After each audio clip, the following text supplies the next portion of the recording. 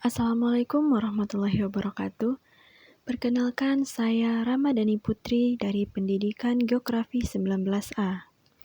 Ini adalah tugas akhir Geomorfologi Indonesia.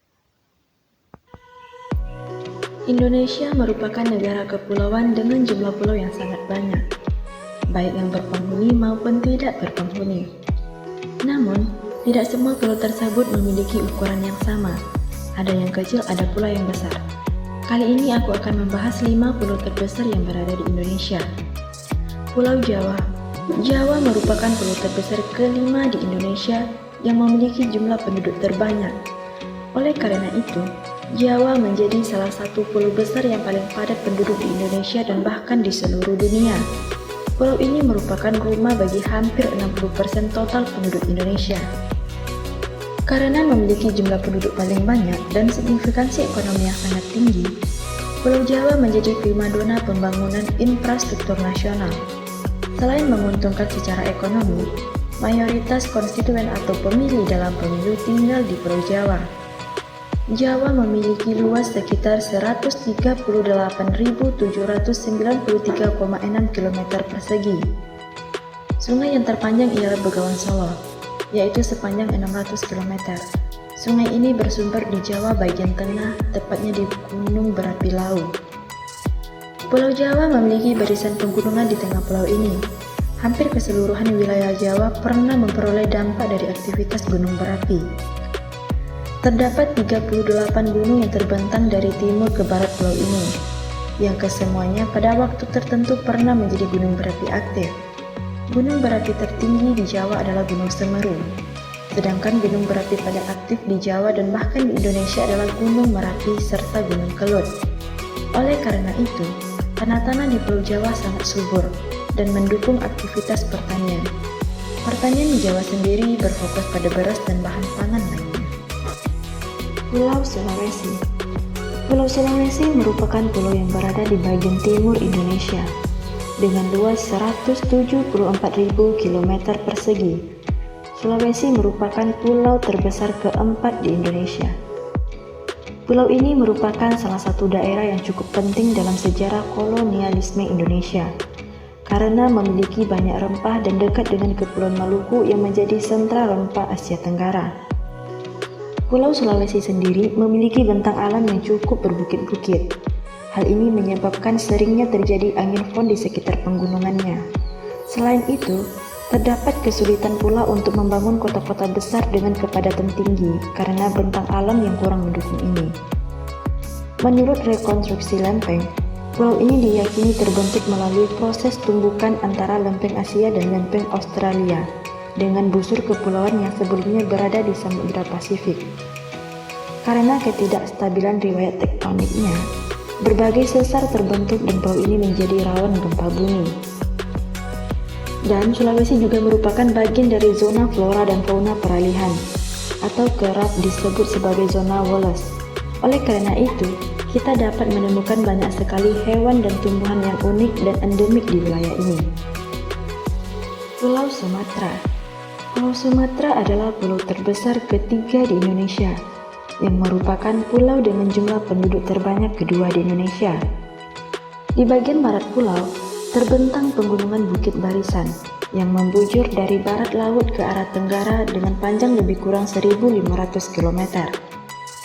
Sepanjang Bukit Barisan tersebut terdapat puluhan gunung, baik yang tidak aktif maupun gunung berapi yang masih aktif, seperti Gunung Gerdong, Gunung Sinabung, Gunung Merapi dan Gunung Talang, Gunung Dempo, Gunung Kabah, dan Gunung Kerinci. Di Pulau Sumatera juga terdapat beberapa danau, di antaranya Danau Laut Tawar, Danau Toba, Danau Singkara, Danau Meninjau, Danau di atas, Danau di bawah, Danau Talang, Danau Kerinci, dan Danau Ranau. Pulau Sumatera memiliki banyak sekali sumber daya alam tidak terbarukan, seperti batu bara dan minyak bumi. Namun, ini bukan berarti Sumatera kekurangan sumber daya alam hayati.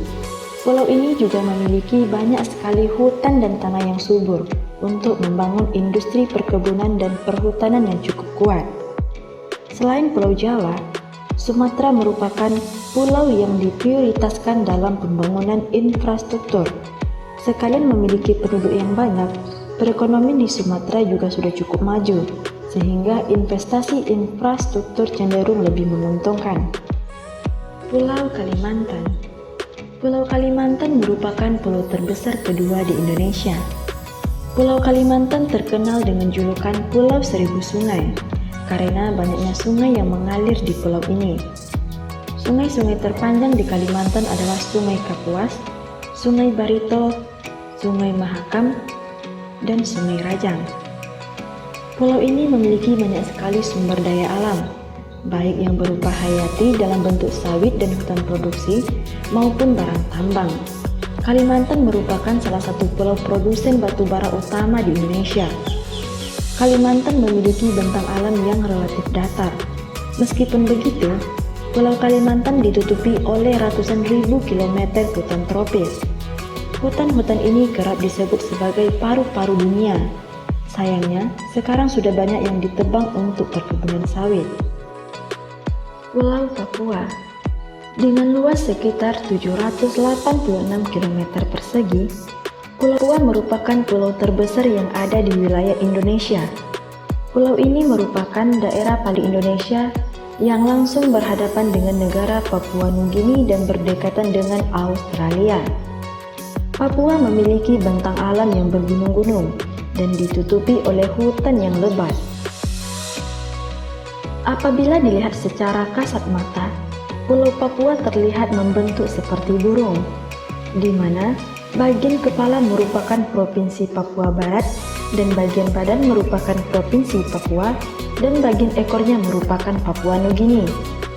Tektonik Papua dipengaruhi oleh pergerakan dua lempeng besar, yaitu lempeng Pasifik ke arah barat dan lempeng Indo-Australia yang bergerak ke arah utara. Tumbukan tersebut membentuk suatu tatanan struktur kompleks terhadap Papua yang sebagian besar dilandasi kerak benua Indo-Australia. Pulau Papua memiliki tektonika setting yang sangat kompleks, di mana hasilnya membawa material dari mantel dan terakumulasi di Pulau Papua, sehingga Papua memiliki SDA yang menarik.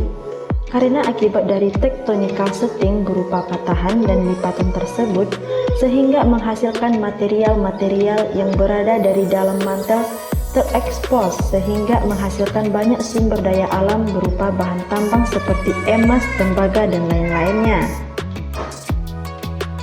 Nah, itulah tadi 5 pulau terbesar di Indonesia. Semoga bermanfaat.